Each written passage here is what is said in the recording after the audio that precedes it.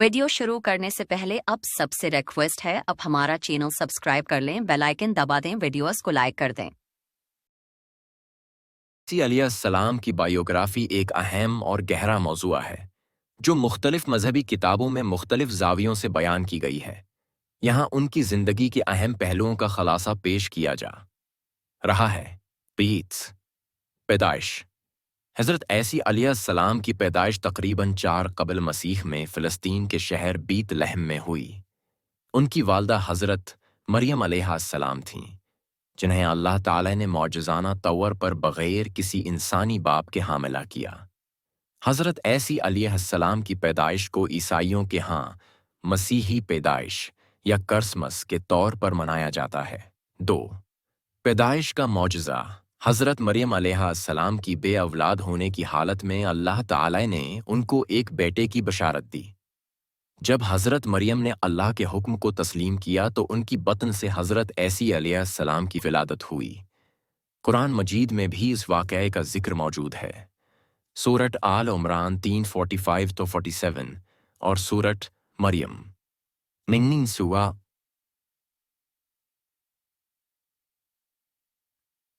आगाज़। हज़रत ईसा अलैहिस्सलाम ने जवानी की उम्र में अल्लाह के हुक्म से नबूत का आगाज़ किया।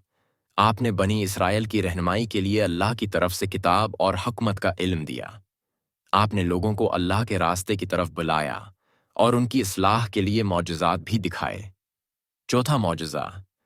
हज़रत ईसा अलैहिस्सलाम ने बहुत से मौजज़ात दिखाए, जिनमें से बाद अहम मौजज़ात दर्ज दैल हैं। मर्दों को ज़िंदा करना। अस्सलाम ने मर्दों को अल्लाह के हुक्म से ज़िंदा किया। अंधों को देखना। आपने अंधों की बीनाई वापस की। अपनी वालदा का दूध छड़ाने के बाद बचपन में कलाम करना। कुरान मजीद के मुताबिक हज़रत ईसा अलैहिस्सलाम ने बचपन में अपनी वालदा से बात की और अपनी मासूमियत की तस्दीक की। सूरत मरीम 19:33। मिट्टी से परंदा बनाना। हज़रत ईसा अलैहिस्सलाम ने मिट्टी से परंदा बनाया और अल्लाह के हुक्म से वो परंदा जिंदा हो गया। 5 तालीमात। हज़रत ईसा अलैहिस्सलाम की तालीमात में अल्लाह के साथ ताल्लुक़ को मजबूत करना, इंसानियत की खिदमत करना, सदका देना और बड़े कामों से बचना शामिल था। आपने मोहब्बत, माफ़ करने और अमन की अहमियत पर जोर दिया। आपने ये भी सिखाया कि अल्लाह की बादशाही आने वाली है और जो उसके रास्ते पर चलेंगे वो जन्नत में दाखिल होंगे। 6 सलीब पर चढ़ना। हज़रत ईसा अलैहिस्सलाम की ज़िंदगी का एक अहम हिस्सा उनके सलीब पर चढ़ने का वाक़या है। ईसाई अक़ीदे के मुताबिक हज़रत ईसा अलैहिस्सलाम को रोमी हुक्मरानों के हुक्म पर सलीब पर चढ़ाया गया।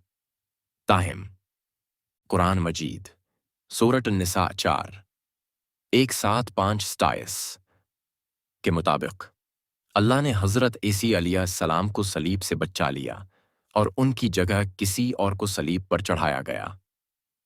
7 आसमान पर उठाया जाना। कुरान और ईसाई अकायद के मुताबिक हज़रत ईसा अलैहिस्सलाम को अल्लाह ने आसमान पर उठा लिया और वो दोबारा वापस आएंगे। ईसाइयों का ईमान है कि हज़रत हैं ईसा अलैहिस्सलाम का दोबारा आना दूसरी आमद के तौर पर जाना जाता है, जिसमें वो इंसाफ कायम करेंगे और दुनिया के आखिर में फैसला करेंगे।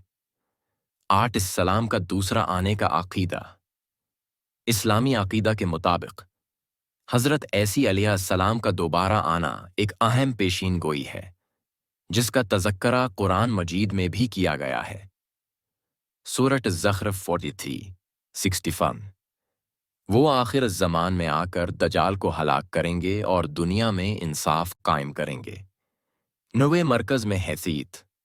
हज़रत ईसा अलैहिस्सलाम को मुसलमान नबी और रसूल समझते हैं और उन्हें अल्लाह का पाकीज़ा पैगंबर मानते हैं।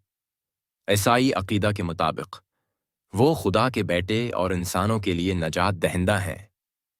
10 वफ़ात का वक्त।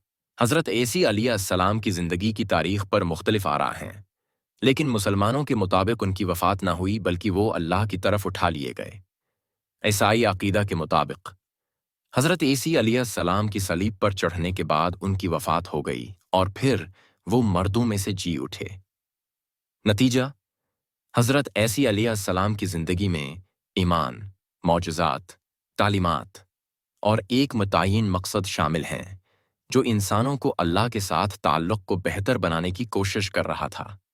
مسلمانوں اور عیسائیوں دونوں کے لیے وہ ایک انتہائی عظیم اور محترم شخصیت ہیں، مگر دونوں مذاہب میں ان کے بارے میں مختلف عقائد ہیں۔